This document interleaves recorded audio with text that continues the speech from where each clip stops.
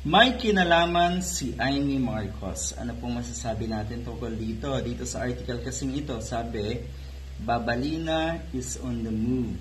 Kasi alam niyo naman, medyo alanganin si Senator Amy Marcos ngayon.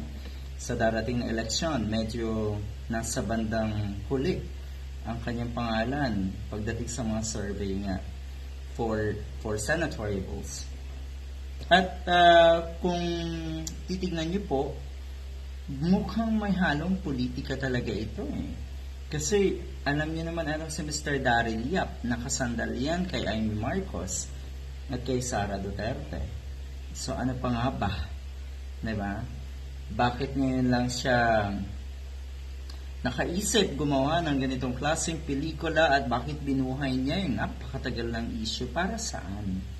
Yun kasi ang katanungan ng mga kababayan natin. Amy allegedly backs the rapists of Pepsi Paloma, targeting Tito Soto amid re-election bid. Oo, pwede talaga eh. Bakit si Tito Soto? O ay napakalayo naman ni Tito Soto. Siguro kasi yung iba wala siyang maisip na pwedeng i-target yung ibang kandidato, wala siyang pwedeng maisip na i-target. Mano nga naman kung bumagsak ng todo-todo ang popularidad na itong si Tito Soto, edi kahit papano, ang ilan sa kanila, lalo na yung mga nasa side ni Duterte ay makapasok. Kasama na rin siyempre si Amy Marcos nga. Posible nga ito. Senator Amy Marcos has allegedly backed Daryl Yap's upcoming film, The Rapist of Pepsi Paloma, which has been accused of being a politically motivated smear campaign aimed at boosting her re-election bid. So talagang para sa kanya nga siguro, kung makikita nyo.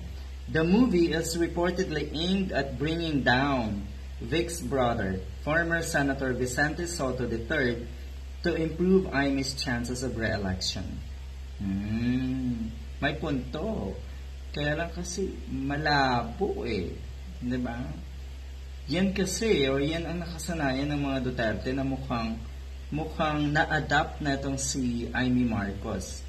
Hahanap ng kasiraan ng kalaban. At pag walang makitang kasiraan, mag-iimbento ng mga kasiraan. Yun po ang masaklap. At hindi talaga nagtatagumpay ang mga ganyang sistema. Hindi po talaga nagtatagumpay ang mga ganyang klaseng laban, ganyang klaseng laro. So, kung titignan niyo po, abay baka makatulong pa ito sa kandidatura na si Tito Soto. Baka lalong tumaas pa, bumalik sa number 1 si Senator Tito Soto. Diba? At sa kabilang banda naman, baka lalong lumagapak. Kasi ang iniisip talaga ng tao, ito'y pakana ng mga Duterte, Sara Duterte, at ni Amy Marcos. So ngayong alam na ng sambayanan, lumalaban si Vic Soto, ay baka ikabagsak lalo neto. Ito, netong sina Amy Marcos nga at ng ilang nasa linya ni Digong, ilang PDP laban candidate, diba? Mas lalong ikabagsak pa. Hindi kasi pwedeng mag-work ang isang bagay ng maraming beses.